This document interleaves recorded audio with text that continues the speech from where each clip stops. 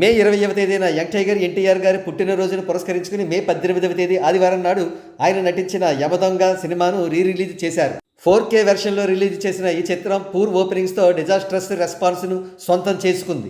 ఈ చిత్రం ఎంత డిజాస్టర్గా నమోదైందో ట్రేడ్ వర్గాల నుండి వచ్చిన కొన్ని ట్వీట్స్ ద్వారా పరిశీలిద్దాం. Prasad multiplex release gross top 5 movies. Jalsa 35 lakhs, Jagadeka Veerudu Athiloka Sundari 22 lakhs, running, Kushi 19.7 lakhs, Gabbar Singh 17 lakhs, తమ్ముడు 12.6 lakhs. ఈ లిస్టులో యమదొంగకు స్థానం లేకపోవడం గమనార్హం.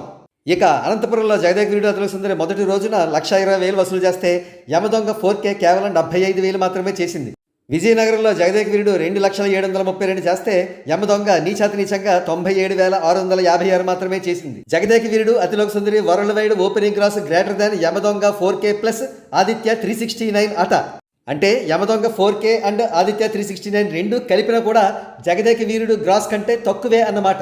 ఇప్పుడు బాలకృష్ణ గారి అడ్డా హిందూపూర్లో యమదొంగ స్టేటస్ ఏమిటో చూద్దాం. యమదొంగ 4K 26,000 చేసింది. కానీ ఫిక్స్డ్ హైట్స్ 1,26,000 పెట్టారు. పాపం 1,00,000 బొక్క అంటే ₹1,00,000 పోయిందట. ఇప్పుడు కరీంనగర్లో జరిగిన చిత్రాన్ని పరిశీలిద్దాం. Yamadonga day 1 20,000, orange day 4 19,500. అంటే యమదొంగ డే 1 స్థాయి ఆరెంజ్ డే 4 స్థాయికి సమానం అన్నమాట. ఇక గాజువాక శ్రీకన్యలో జగదేక వీరుడు 1,53,000 చేస్తే యమదొంగ కేవలం 94,910 మాత్రమే చేసింది.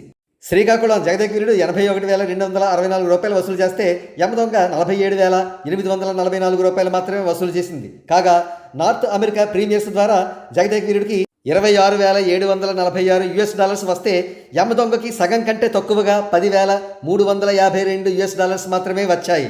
బాస్ చిరంజీవి మాస్ అట. ఇకపోతే యమదొంగ 4K రిలీజ్ డిజాస్టర్ అయిన అయోమయంలో ఎన్టీఆర్ ఫ్యాన్స్ మరియు కులగజ్జి మీడియా కొన్ని కామెడీలు చేశారు. అవేమిటో పరిశీలిద్దాం. ఇక్కడ కనబడుతున్న అమ్మాయి వైరల్లీ అనే ఛానల్లో ఫుడ్ ప్రిపేర్ చేస్తూ ఉంటుందట. ఎన్టీఆర్ ఫ్యాన్ అంటూ కలరింగ్ ఇచ్చింది. రాబోయే డ్రాగన్ వార్ 2 చిత్రాలపై మీ అభిప్రాయం ఏంటి అని అడిగినప్పుడు డ్రాగన్ ఎవరు, వార్ 2 ఏంటి అని అయోమయంగా ప్రశ్నించింది. దాంతో సీన్ అర్థమైపోయింది. పాపం ఈ అమ్మాయి పెయిడ్ బ్యాచ్ అన్నమాట.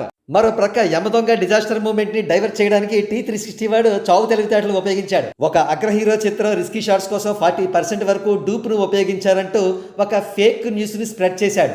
వీడి ఐడియా ఏంటంటే అందరూ యమదొంగ డిజాస్టర్ విషయం మర్చిపోయి ఎవరా హీరో ఎవరా డూపు అంటూ అందరూ మాట్లాడుకోవాలని.